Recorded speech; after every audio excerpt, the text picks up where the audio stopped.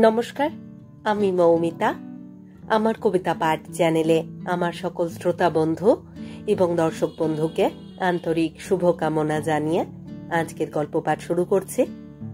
আজ আমি আপনাদেরকে পড়ে শোনাব সমরেশ মজুমদারের লেখা একটি দারুণ ছোট গল্প। গল্পের নাম খোলস। শুনতে থাকুন আজকের গল্প খোলস।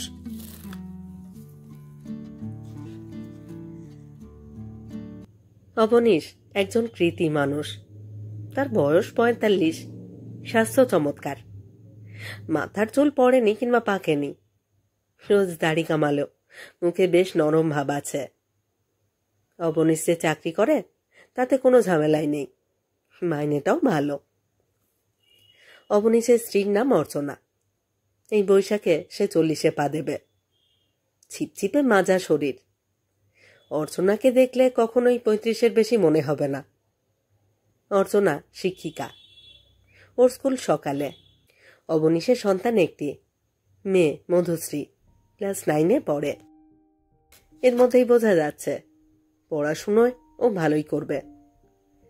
কোনো ঝুট ঝামেলা নেই। দক্ষিণের ফ্ল্যাট বাড়িতে ওদের অনেককাল হয়ে গেল। যদিও অবনীশকে এইসব দেখে সুখী বলা যায়, তা হলেও ওর একটা গোপন দুঃখ আছে। দুঃখটা নিজেকে নিয়ে, কিংবা বলা যায় নিজের শরীর নিয়ে। বিছানায় শরীর এলিয়ে দিলে আর এক মুহূর্ত দেরি হয় না। কি করে যে ঘুম আসে, তার চোখ জুড়িয়ে যায়, চেতনা লোপ পায়, তা কিছুতেই টের পায় না অবনীশ। পৃথিবীর 1/4 মানুষ যেখানে সামান্য ঘুমের জন্য ছটফট করে, তখন অর্চনার ভাষায় তার সুইচ টিপলেই ঘুম। কিন্তু তারপরেই কাণ্ডটা ঘটে যায়। তার মুখ হাঁ হয়ে যায় এবং নাক এবং মুখ দিয়ে যেসব শব্দ বেরিয়ে আসে তা মারাত্মক। অর্চনা একে শুধু নাক ডাকা বলতে রাজি নয়।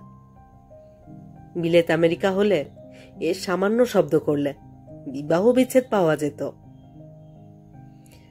অবনীশের ঘরে 3টে ছবি আছে, মুখের 3 পাশ থেকে তোলা। তাতে দেখা যায় অবনীশের ঠোঁট দুটো খোলা, নাক বিস্ফারিত, এবং চট করে দেখলে খুব বীভৎস একটা মুখকে নজর করা যায়, যেন একটা মুখের ভিতর থেকে আর একটা মুখ বেরিয়ে আসছে। দিনের বেলায় অবনীশ নিজে ছবিটাকে খুঁটিয়ে দেখেছে। একটা সুন্দর মানুষের মুখের ভেতর থেকে যেন আরেকটি দাঁতালো হিংস্র মুখ উঠে আসছে। অর্চনা বলেছিল, ঘুমোলে তোমার মুখ একরকম হয়ে যায়। মধুশ্রী চিমটি কেটেছিল, জেকিল অ্যান্ড হাইড বলে টেপ রেকর্ডারের বোতাম টিপেছিল। প্রথমবার যখন শব্দটা ওই যন্ত্রে শুনেছিল, তখন নিজের কানকেই বিশ্বাস করতে পারেনি অবনীশ। ওটা কি তার নাক কিংবা মুখ থেকে বেরিয়েছে? প্রথমে বিষণ্ণ গরুর ডাকের মতো শোনালো, তারপর মেঘ গর্জন কিংবা চিড়িয়াখানায় থাকা মাঘের গজরানি, এক টানা। কিন্তু ছবি 3টের দিকে তাকিয়ে টেপ চালাতে চালাতে অবনীশ একটা কান্নার সুর শুনতে পেল একদিন। সে কি কখনো নাক ডাকতে ডাকতে কেঁদেছে? জেগে থাকতে সে কখনো এরকম পরিশীলিত এবং বিভৎস শব্দ বের করতে পারত না। ভেসে এ সবই একটা সুরে বাঁধা হয়ে গিয়েছে। টেপ কিংবা ছবি তোলা হয়েছে সম্প্রতি। ঘুমিয়ে পড়লে নাকি মানুষের সত্যিকারের চেহারাটা দেখা যায়। অবনীশের হাতে ছবি আসবার পর থেকেই কয়েকটি মারাত্মক ঘটনা ঘটে গেছে। অথচ ৪৫-এর মধ্যে ৪৪ বছর অবনীশ নাক ডাকেনি।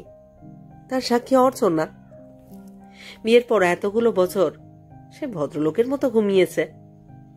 1 বছর হলো সে একা শুচ্ছে দরজা বন্ধ করে, কিন্তু তাতেও নাকি পাশের ঘরে অর্চনাদের কাছে আওয়াজ পৌঁছচ্ছে। অথচ এসব কিছুই টের পায় না অবনীশ। অত জোরে শরীর কাঁপিয়ে শব্দ করলে তো পরিশ্রান্ত হওয়া উচিত, কিন্তু তাও তো হয় না। সে সকালবেলায় ঘুম থেকে উঠে মনেই পড়ে না গত রাত্রে সে নাক ডেকেছিল। অর্চনা বিরক্ত। মধুশ্রী তো কানে তুলো দিয়ে শোয় বাসের ঘরে। ওরা না ঘুমিয়ে পড়লে আজকাল বিছানায় যায় না অবনীশ।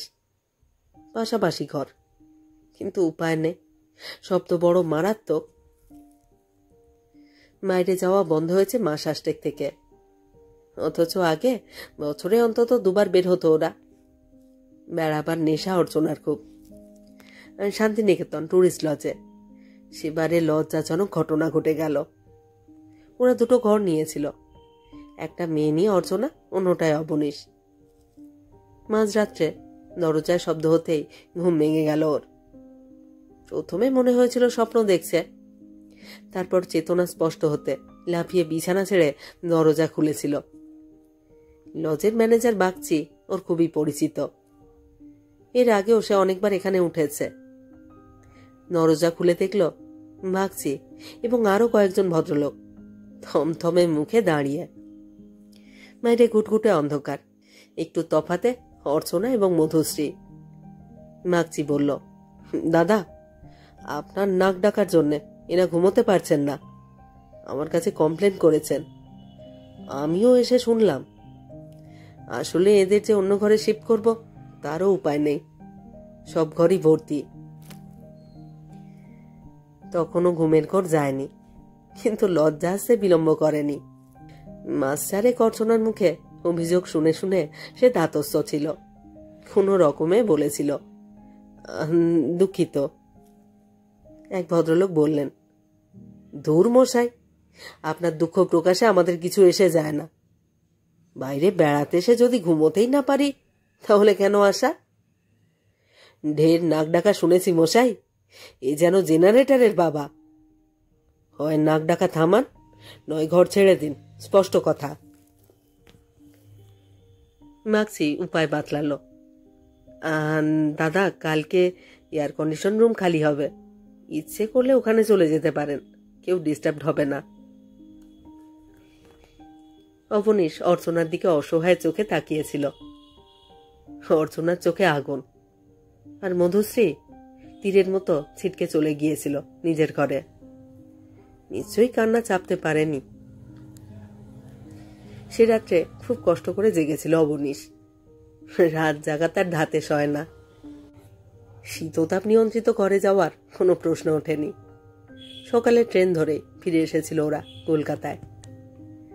বাড়িতে ঢুকে প্রথম কথা বলেছিল অর্চনা, আর যদি তোমার সঙ্গে কখনো বাইরে যাই, ছি ছি ছি, কি লজ্জা। অবনীশ অসহায় গলায় বলেছিল, আমি কি করব বলতে পারো? আমি কি ইচ্ছে করে নাক ডাকি? আগে কখনো ডাকতাম? অবিশ্বাস, অবিশ্বাসীদের শাস্তি হবে না? হায় ভগবান। বিয়ের পর এই প্রথম অর্চনা ভগবানকে ডেকে বিলাপ করল। ও যে ইঙ্গিতটা করল তা নিয়ে অনেক ভেবেছে অবনীশ। মিরাকেলে সে কখনোই বিশ্বাস করে না। ঈশ্বর কিংবা একটা অদৃশ্য শক্তি যে আছে এইটুকুই সে জানে। কিন্তু মানুষের ভক্তি এবং দুর্বলতা নিয়ে যারা জ্ঞান দেয় তাদেরকে দু চোখে দেখতে পারে না। কিন্তু অর্চনা অঙ্ক করে দেখানোর মতো প্রমাণ করতে চেয়েছে। ঠিক সেই ঘটনার পর থেকেই শরীর থেকে এইসব বের হচ্ছে। 1 বছর আগে ওরা উত্তর বাংলায় বেড়াতে গিয়েছিল। খুব জমেছিল সেবার। ঘুরতে ঘুরতে একটা ফরেস্ট বাংলো এসে শেষ 2 দিনের জন্য উঠেছিল ওরা। সঙ্গে একটা ভাড়া করা গাড়ি থাকায় ডুয়ার্সটাকে চষে বেড়াতে সুবিধে হয়েছিল। ফরেস্ট বাংলোয় বৃষ্টি নেমেছিল। সারাদিন বারান্দায় বসে জঙ্গল দেখা। অবনীশের মনে হয়েছিল এর চেয়ে স্বর্গসুখ আর কোথায় পাওয়া যাবে। চৌকিদারের সঙ্গে আলাপ করে অর্চনা জেনেছিল 1 মাইল দূরে ঠিক জঙ্গলের মুখে একটা জাগ্রত শিব মন্দির আছে। সেই শিবের নাকি অন্ত নেই, মাটি খুঁড়েও তার শেষ পাওয়া যায়নি। পাতাল থেকে ওই শিবলিঙ্গটি সরাসরি পৃথিবীর বুকে উঠে এসেছে। কয়েকশো বছর আগে কেউ স্বপ্নে আদেশ পেয়ে দেবতাকে আবিষ্কার করে মন্দির প্রতিষ্ঠা করে। এসব শোনবার পর অর্চনা জেদ ধরল সে মন্দির দেখতে যাবেই। অবনীশের নড়াচড়া করতে ইচ্ছে হচ্ছিল না। ঝুপঝুপ করে বৃষ্টি ঝরছে জঙ্গলের উপর, সামান্য ঠান্ডা হাওয়া বইছে। বারান্দায় ইজি চেয়ারে বসে সেদিকে তাকিয়ে তাকিয়ে সিগারেট খাওয়ার চেয়ে আরাম আর কিসে পাওয়া যাবে। কিন্তু দুপুরের পর বৃষ্টিটা বিশ্বাসঘাতকতা করল। যদিও আকাশ মেঘে ঢাকা, কিন্তু কেমন একটা হলদে আলো জঙ্গলের গায়ে কেউ মাখিয়ে দিল। আর তখন থেকেই মায়না ধরল অর্চনা, বেরিয়ে পড়া যাক। কয়েকশো বছরের পুরনো মন্দির, শুধু একটু দেখবার জন্য শেষ পর্যন্ত অবনীশ বেরিয়েছিল। বড় রাস্তায় পৌঁছবার আগে জঙ্গলের মধ্যে চমৎকার পরিষ্কার জায়গায় মন্দিরটা দাঁড়িয়ে। চারপাশে নানান রকমের ফলের গাছ। এদিকে নারকোল বড় একটা চোখে পড়ে না, কিন্তু এই মন্দিরের চত্বরে নারকোল গাছ যেন ছেয়ে আছে। ড্রাইভার বলেছিল, খুব জাগ্রত দেবতা স্যার, শিবরাত্রির সময় 10-12 হাজার লোক এখানে আসে। কিন্তু সেই দুপুরে কোথাও মানুষ নেই। কাছাকাছি জনবসতি আছে বলেও মনে হয় না। শুধু পাখির ডাক ছাড়া কোনো শব্দ নেই। একটাও মানুষ চোখে পড়ছে না। গেটের কাছে ওরা গাড়ি থেকে নেমে পড়ল। মধুশ্রী বলেছিল, ফ্যান্টাস্টিক, যেন হন্টেড হাউসে ঢুকছি। অর্চনা ধমকে উঠেছিল, আহ, মন্দির সম্পর্কে ওসব বলতে নেই। অবনীশ ফোড়ন কেটেছিল, দেবতার বাড়ি বলেই মনে হচ্ছে। সত্যি মন্দিরটার বিশেষত্ব আছে। যতটা না মাটির উপরে, তার চেয়ে যেন মাটির নিচ থেকে গেঁথে তোলা। সিঁড়িগুলো পাথরের, পা খেয়ে খেয়ে নিচে চলে গিয়েছে। বাইরে জুতো খুলে ওরা নিচে নামল। বড় বড় পাথর সুন্দর করে সাজিয়ে সিঁড়ি তৈরি। পায়ের তলায় সেগুলো ঠান্ডা হিম। যত নিচে নামছে তত একটা স্যাঁতস্যাঁতে গন্ধ নাকে আসছে। আবছা অন্ধকার সামনে। তারপর সিঁড়িটা শেষ হতেই আলো চোখে এলো। এই আলোয় ছায়া বেশি মেশানো। ঠিক মাথার উপরে মন্দিরের চূড়োয় যে কাঁচের আড়াল, আলো আসছে সেটা চুঁইয়ে। নিচে বিশাল চাতাল। চাতালের ঠিক মাঝখানে খানিকটা গর্তের মধ্যে শিবলিঙ্গ। পাথরের ফাঁক গলে জল এসে পড়েছে লিঙ্গের মাথায়। পরিবেশ বড় চমৎকার। ফুল আর বেলপাতায় গর্তটি প্রায় ঢাকা। অর্চনা ষষ্ঠাঙ্গে প্রণাম করল। অবনীশ ইতস্তত করছিল। এই সময় খড়মের শব্দ হলো। বন্ধ ঘরে সেই শব্দ চতুর্গুণ হয়েছে। মুখ ফিরিয়ে অবনীশ দেখল এক বৃদ্ধ সন্ন্যাসী গোছের মানুষ সিঁড়িতে দাঁড়িয়ে। লোকটির চেহারায় এমন একটা সৌম্য ভাব আছে যে মুগ্ধ হয়ে তাকাতে হয়। চোখাচোখি হতেই বৃদ্ধ হাসলেন। ওর পাকা লম্বা দাড়িটিকে যেন সেই হাসি আরো মোহন করে তুলল। বৃদ্ধ বললেন, শুভ হোক, আমি এই মন্দিরের সেবক। অর্চনার ভক্তি বেশি। সে এগিয়ে গিয়ে প্রণাম করতেই যাচ্ছিল, কিন্তু পুরোহিত একবার পিছিয়ে গেলেন। ছি ছি মা, দেবতার সামনে কোনো মানুষকে প্রণাম করতে নেই। তোমার শুভ হোক। অর্চনা লজ্জিত মুখে অবনীশের দিকে তাকালো। ভাবটা এমন, দেখেছ কি সুন্দর মানুষ? পুরোহিত জিজ্ঞাসা করলেন, তোমরা কি অনেক দূর থেকে এসেছ? অর্চনা বলল, না না, আমরা পাশের ফরেস্ট বাংলোয় উঠেছি, সেখান থেকেই এলাম। ও, কিন্তু এখন তো পুজো হয়ে গেছে। তোমরা যখন এলে তখন ভোগ গ্রহণ করো। অবনীশ আপত্তি করল, না না, দেখুন আমরা লাঞ্চ খেয়েই এসেছি, এখন আর কিছু খেতে পারবো না। পুরোহিত হাসলেন, এ তো খাওয়া নয়, এই গ্রহণ, কোনো অসুবিধে হবে না। অবনীশ বলল, আপনি ব্যস্ত হচ্ছেন কেন? আমরা প্রণামী দিয়ে যাচ্ছি। মৃত পুরোহিত মাথা নাড়লেন। চমৎকার, এসো আমরা বাইরে গিয়ে বসি। ওরা উপরে উঠে এলো। মেঘ আরো নিচে নেমে এসেছে। পুরোহিতের পেছনে হেঁটে ওরা মন্দিরের ওপাশে যেতেই একটি ছোট্ট ঘর দেখতে পেল। ঘরটির সামনে মাটিতে কাঠ পুঁতে মেঞ্চি করা হয়েছে। বৃদ্ধ ওদেরকে সেখানে বসতে বলে নিজে ঘরের দাওয়ায় আসন পেতে বসলেন। ঠান্ডা হাওয়া দিচ্ছে। মৃত জিজ্ঞাসা করলেন, তুমি কেন এখানে এলে? অবনীশ অস্বস্তিতে পড়ল। অনেক দিনের পুরনো মন্দির বলে আগ্রহ হয়েছিল, আর তাছাড়া এদের উৎসাহ হয়েছিল, তাই। ঈশ্বর তোমাকে আকর্ষণ করেন না? তিনি আছেন কিনা তাই তো জানি না। সে কি, তিনি না থাকলে আমরা কোথা থেকে এলাম? দেখুন, আমি কোনো কল্পিত দেবতার কথা বিশ্বাস করি না। আমি মনে করি একটি অদৃশ্য শক্তি আমাদের নিয়ন্ত্রণ করে। সেটা কি তা জানি না, তবে ঠাকুর দেবতার চেয়ে মানুষের উপকার করলে বোধহয় বেশি পুণ্য হয়। তার মানে একটা কিছু তোমার হওয়া দরকার, তাই না? তখন প্রণামী দিতে চাইলে, কারণ সেটা দিয়ে তুমি আত্মপ্রসাদ পেতে। আমার বয়স এখন 95। বিশ্বাস করো, এসব প্রশ্নের উত্তর আমিই জানি না। সারাদিন দেবতা নিয়ে পড়ে আছি, অথচ জানি না তিনি কিরকম দেখতে। দেবতাকে মানুষ তৈরি করেছে, অতএব মানুষই দেবতা। ঠিক বলেছ, তবে কিনা কোন মানুষ দেবতা আর কোন মানুষ নয় সেটা জানতে হবে, বিচার করতে হবে। ঠাকুরের সেই গল্পটা পড়েছ? শিষ্যকে গুরু বলে গেল, ঈশ্বর ঈশ্বর করছিস, সব জীবে ঈশ্বর আছে, জীবে প্রেম দে, ঈশ্বরকে পাবি। তাই শুনে শিষ্য লেগে গেল জীবে প্রেম দিতে। একদিন একটা পাগলা হাতি আসছিল পথে, শিষ্য এগিয়ে গেল সামনে, বলল, ওর মধ্যে ঈশ্বর আছে, আমি ওকে প্রেম দেব। পুরোহিত হাসতেই অবনীশ জানালো, হ্যাঁ হ্যাঁ, আমি গল্পটা পড়েছি। তাহলে বুঝতে হবে নির্বাচন করে নিয়ে, তাই না? হ্যাঁ, নিশ্চয়ই। সেই ক্ষেত্রে প্রথমেই না বলতে নেই, যাচাই করে নিতে হবে যে যেমন পারে। আমি ভোগ দিতে চাইলাম, তুমি বললে খাবো না, পেটে খাবার আছে, কিন্তু 4 ঘন্টা বাদে তো তুমি বলতে পারবে না খিদে নেই। তা সেই সময়টার জন্য ভোগ তো নিয়ে যেতে পারতে।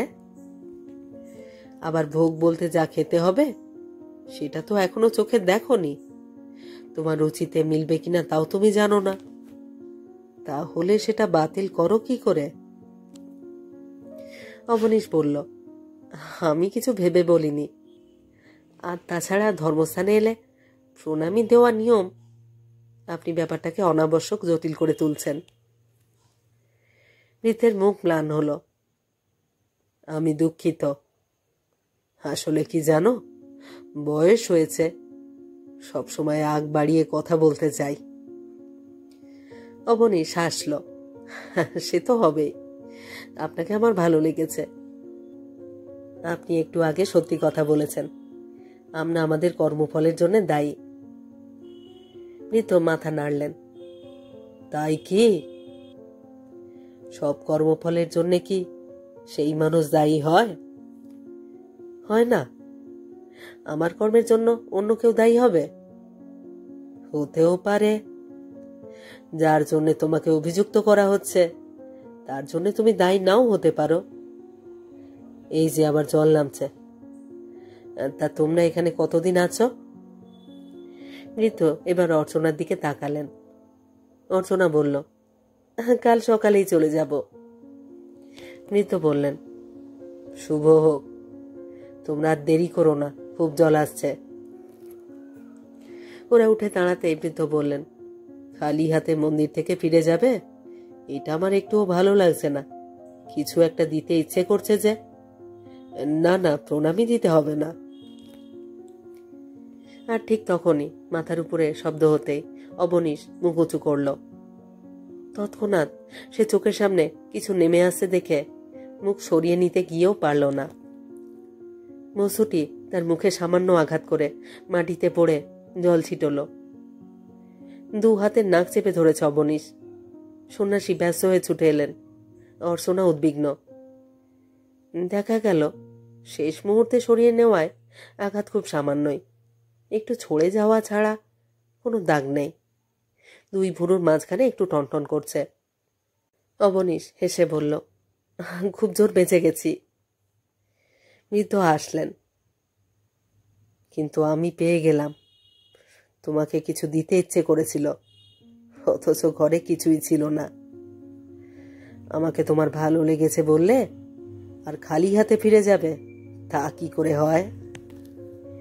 মাটি থেকে নারকোলটা কুড়িয়ে তিনি অবনীশের হাতে তুলে দিয়ে বললেন, ভেঙে খেয়েও, জল সুমিষ্ট, শ্বাস সুস্বাদু। তারপর আচম্বিতে মন্দিরের দিকে চলে গেলেন বৃদ্ধ পুরোহিত। অর্চনা যখন অনুভব করল আঘাতটা ক্ষতি করবে না, তখন বলল, বেশ হয়েছে, নাস্তিকদের এরকম হওয়াই উচিত। তোমার জন্য আমাদের ভোগ খাওয়া হলো না। অবনীশ অনেক কিছুই বলতে পারত, কিন্তু সে শুধুই হাসল। ওরা ফিরেছিল দার্জিলিং মেলে। সন্ধেবেলা নিউ জলপাইগুড়ি স্টেশন থেকে ট্রেনে চেপেছিল। ফার্স্ট ক্লাস পায়নি, অনেক কষ্টে 3টে 3 টায়ার পেয়েছিল। গল্প করে খাওয়া সারতে সারতেই কামরায় ঘুম। ওরা শুয়েই পড়েছিল। তারপরেরটা অর্চনার মুখে শোনা। গাড়ি তখন ছুটছে, চাকার শব্দে কান তৈরি। হঠাৎ ওর মনে হলো একটা শব্দ বের হচ্ছে, ঠিক চাকার শব্দের সঙ্গে মিশে রয়েছে সেটা। একটা বিভৎস গোঙানি চলছে সমানে।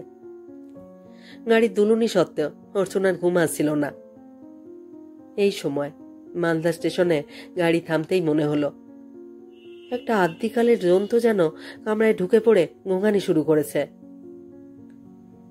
মালদায় হইচই করতে করতে উঠেছিল কতগুলো খেলোয়াড় ছেলে। শব্দ শুনে তাদের একজন চিৎকার করে বলল, টাইগার, টাইগার! সুন্দরবন থেকে পথ ভুল করে এসেছেন কোন দাদা? আর একজন বলল, এইরকম নাক ডাকলে তো ঘুম হবে না। অন্য গলা বলল, আমার মাইরি মালের নেশা কেটে যাচ্ছে, দাদার একটা ছবি তুলে রাখ। ততক্ষণে অর্চনার খেয়াল হয়েছে শব্দটা আসছে মাথার উপর থেকে। সে নিচে, মাঝে মধুশ্রী, উপরে অবনীশ। ধর্মর করে উঠে পড়ল অর্চনা। প্রচন্ড ঠেলা দিতেই আধা অন্ধকারে অবনীশের মুখটা বিস্ফারিত। শব্দটা উঠছে ওর মুখ থেকে। প্রচন্ড ঠেলা দিতেই হকচকিয়ে উঠল। তারপর অত্যন্ত বিরক্ত গলায় বলল, কি হলো? ঘুম ভাঙালে কেন? অবনীশের মুখটা এখন স্বাভাবিক।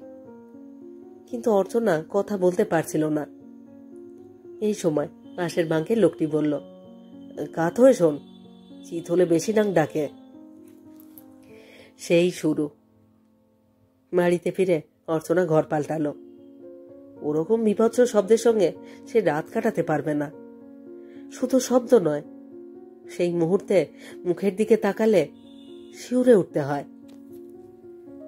অবনী সেই নিয়ে অনেক চিন্তা করেছে, কি কি কারণে নাক ডাকে। যার নাক ডাকে সেটা টের পায় না কেন সে? কি উপায় নাক ডাকা বন্ধ করা যায়? পাশ পিঠে শুয়ে, উপুর হয়ে শুয়ে, কিংবা হাঁ করে জিভ বের করে শুয়ে? সবই করে দেখেছে, কিন্তু কিছুতেই কাজ হয়নি। ওর এক ইএনটি স্পেশালিস্ট বন্ধু সমস্যা শুনে হেসেই উড়িয়ে দিল, দূর, এই দেশে এটা কোনো সমস্যা নাকি? তোমার নাকের ভিতরে এমন একটা গ্রোথ হয়েছে যা স্বাভাবিক নিঃশ্বাসকে বাধা দিচ্ছে বলেই শব্দটা বাড়ছে।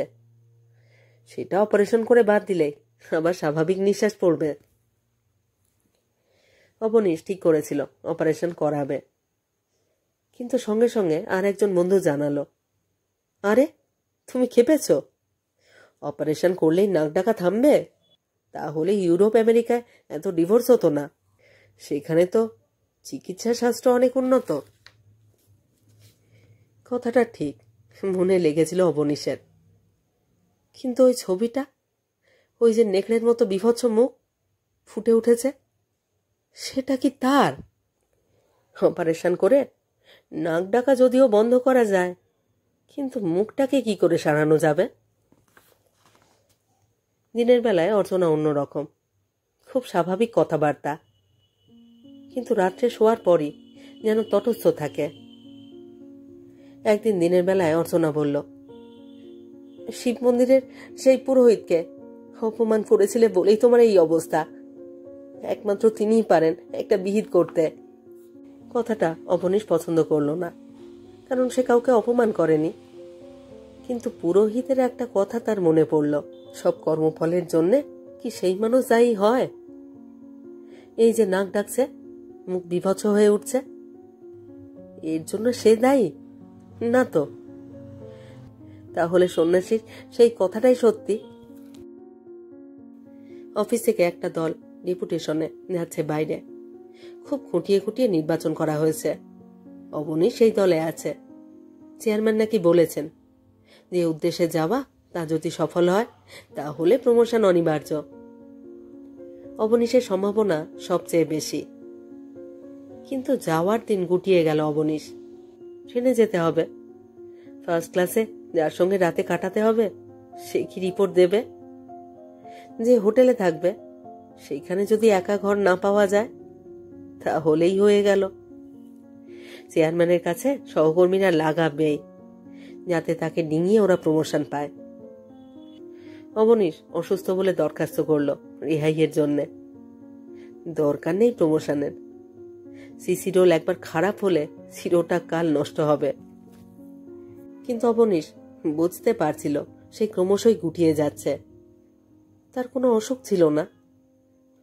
অসাফল্য ধারে কাছে ছায়া ফেলেনি কখনো। কিন্তু নিজের শরীর তার নিজের অজান্তেই শক্ত করে তুলেছে আশেপাশের মানুষকে। অথচ এর জন্যে সে কিছুতেই দায়ী নয়। এখন সারা দিনই তার মাথায় এই একটাই চিন্তা পাক খায়, ঘুমুলে মুখ বিভৎস হয়ে যায় কেন? রাত্রে প্রচন্ড চিৎকারে ঘুম ভেঙে গেল অবনীশের। চোখ মেলে দেখল বাড়ির পোষা কালো বেড়ালটা পিঠ মেকিয়ে লেজ ফুলিয়ে হিংস্র চোখে তার দিকে তাকিয়ে আছে। আর জানলায় অর্চনার মধুশ্রীর মুখ। দরজা বন্ধ থাকায় ওরা ঘরে ঢুকতে পারেনি। ব্যাপারটা জানা গেল। আজকে অতিরিক্ত শব্দ করেছিল অবনীশের নাক। পাশের ঘরে থেকেও অর্চনা ঘুমোতে পারছিল না। হঠাৎ তার মনে হলো আর একটা শব্দ মিলেছে ওই সঙ্গে। তাড়াতাড়ি উঠে এসে জানালা দিয়ে উঁকি মারতেই দেখতে পেল কালো হুলোটা অবনীশের মুখের সামনে খাটের উপর দাঁড়িয়ে ঝগড়া করছে। নাক থেকে বের হওয়া শব্দটাকে প্রতিপক্ষ ভেবে সে শরীর ফোলাচ্ছে। ঠিক দুটো হুলো যেভাবে পরস্পরের সঙ্গে ঝগড়া করে সেই রকম মনে হচ্ছিল। বিড়ালটার গোঙানির সঙ্গে তাল মিলিয়ে অবনীশ নাক গর্জন করছিল। সেই মুহূর্তে অবনীশের মুখ অবিকল হিংস্র বিড়ালের মতো হয়ে গিয়েছিল। বিড়ালটা যেন এতক্ষণ সম্মোহিত ছিল। অবনীশ উঠে বসতে সে অবাক হয়ে তাকিয়ে ঘাট থেকে নেমে গেল। পরদিন সকালে অর্চনা বলল, এভাবে থাকা যায় না, তুমি ডাক্তার দেখাও। অবনীশের মনে পড়ল বিলেত আমেরিকার কথা। থাকা যায় না বলতে অর্চনা কি বোঝাচ্ছে? কিন্তু মুখে কিছু না বললেও মনে মনে অবনীশ ভীষণ ভয় পেয়ে গেল। তার পেটে বাতাস হয়ে গেল, শরীর দুর্বল লাগে। মাথায় শুধু একটাই চিন্তা পাক খায়, ঘুমুলে তার মুখ বিভৎস হয়ে যায় কেন? আর সেই ভাবতে ভাবতে অবনীশ রাতটা না ঘুমিয়েই কাটিয়ে দিল। সকালে বাথরুমে ঢুকে স্নান করে পরিষ্কার হয়ে বেরিয়ে চায়ের টেবিলে বসে সে দেখল অর্চনা অবাক হয়ে তার দিকে তাকিয়ে আছে। সে যে ঘুমোয়নি অর্চনার জানবার কথা নয়, কারণ ঘরের আলো নেভানো ছিল। সে হেসে জিজ্ঞাসা করল, কি দেখছ? কিছু না। অর্চনা ভাঙল না, কিন্তু অবনীশের বুঝতে অসুবিধা হয়নি। যেহেতু কাল রাত্রে কোনো শব্দ অর্চনার কানে যায়নি তাই সে অবাক হয়েছে। সারাটা দিন শরীর ম্যাজম্যাজ করল অবনীশের। অফিসে ছুটির দরখাস্ত করায় তার কিছুই করবার নেই। রাস্তায় হাঁটতে হাঁটতে হাই উঠছিল।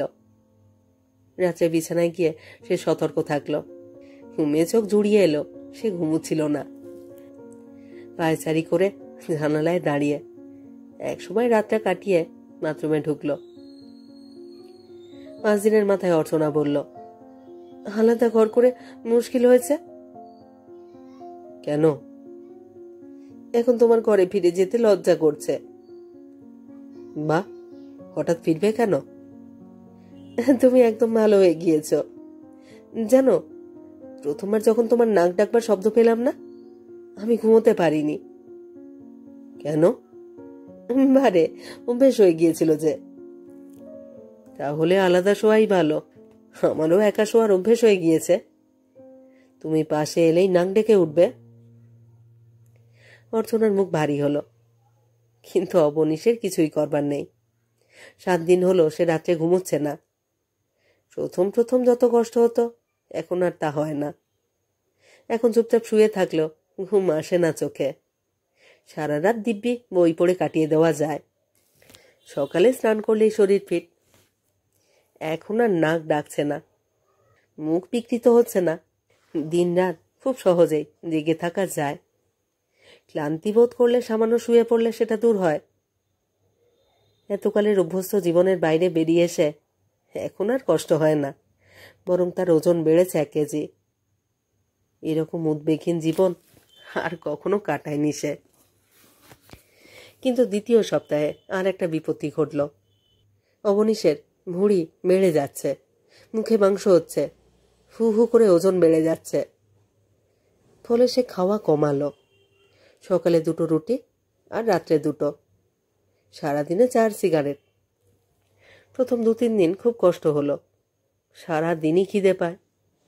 শেষ পর্যন্ত তাও সয়ে এলো। একদিন সময় ছিল না বলে দিনের পর তো রুটি খাইনি অবনীশ। বিকেলে আবিষ্কার করলো তাতেও কিছু অসুবিধে হচ্ছে না। অবনীশ শেষ পর্যন্ত তো সারাদিনে একটি রুটিতে এসে দাঁড়ালো। আশ্চর্য, তাতেও বেশ চলে যাচ্ছে। ওজন আর বাড়ছে না, কোনো কষ্টও হচ্ছে না।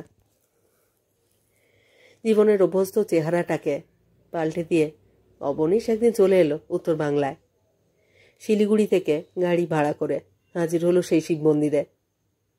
সেদিনও মেঘের দুপুর, চারপাশে জনমানব নেই, পাখি ডাকছে নির্জনে। গাড়ি থেকে নেমে সে মন্দিরে নেমে এলো। পুজো শেষ করে পুরোহিত তখন উঠে দাঁড়িয়েছেন। অবনীশ অবাক হলো, সেই চেহারা নেই। সেই সৌম্য শান্ত চেহারাটি হারিয়ে গেছে। সাদা দাড়ি আর আকৃতি দেখলে বোঝা যায় সেই মানুষ। অবনীশ জিজ্ঞাসা করল, আমায় চিনতে পারছেন? একটু সূত্র দিন। এত লোক আসে রোজ, সবাইকে মনে রাখা সম্ভব নয়। আপনি খুব মোটা হয়ে গিয়েছেন। অবনীশ জরিপ করছিল। কিন্তু আপনি কে? আমি? আপনার পুজো হয়ে গিয়েছে? হ্যাঁ। আপনি কি পুজো দেবেন? না। কথাটা বলে অবনীশ চমকে উঠল। লোকটি চোখ বন্ধ করতে তাকে কেমন বিভৎস দেখালো। ওর মনে পড়ে গেল 3টে ছবির কথা। হবি কল। প্রণামী নেবেন? দিন। হাত পাতল সন্ন্যাসী। আপনি সারাদিন কি করেন? কি আর করব, খাই আর ঘুমোই, আর জেগে থাকলে পুজো করি। অবনীশ জিজ্ঞাসা করল, মানুষ কি তার কর্মফলের জন্য দায়ী? লোকটি হাসল। হ্যাঁ, যার বোঝা তাকেই তো বইতে হবে। অবনীশ আবার জিজ্ঞাসা করল, মানুষ কি নিজেকে সংশোধন করতে পারে না, অভ্যাস ত্যাগ করতে পারে না? আপনি কি বলেন? পুরোহিত বলল, কি জানি। অবনীশ আর কথা বলল না। মন্দির থেকে বেরিয়ে সে নারকেল গাছের তলায় এসে দাঁড়ালো। জায়গাটা একটুও পাল্টায়নি, কিন্তু লোকটা বদলে গেল কি করে? সন্ন্যাসী পেছনে এসে দাঁড়াতেই সে বলল, আপনার কাছে আমার একটা প্রস্তাব আছে। কি প্রস্তাব? আমি এখন বিশ্রাম করব। আপনি আমার বাড়িতে চলে যান, আমি এখানে থাকি। কেন? এখানে বেশ আরাম। আরাম? রোজ খাবারই জোটে না। আমি খাই না। মাঝে মাঝে জন্তু জানোয়ারের হামলায় ঘুম চটে যায়। আমি ঘুমোই না। জোয়ান মানুষ আপনি, স্ত্রী কিংবা মেয়ে ছেলে ওসব 1 বছরের বেশি ছেড়ে দিয়েছি। লোকটি এবার ক্ষিপ্ত হলো। তোমার ধান্দাটা কি? তুমি কি সন্ন্যাসী? অবনীশ মাথা নাড়ল, তারপর বলল, কি জানি, হয়তো। তবে আমার আর নেকড়ের মুখ নেই। তারপর সে চুপচাপ হেঁটে এসে গাড়িতে উঠল।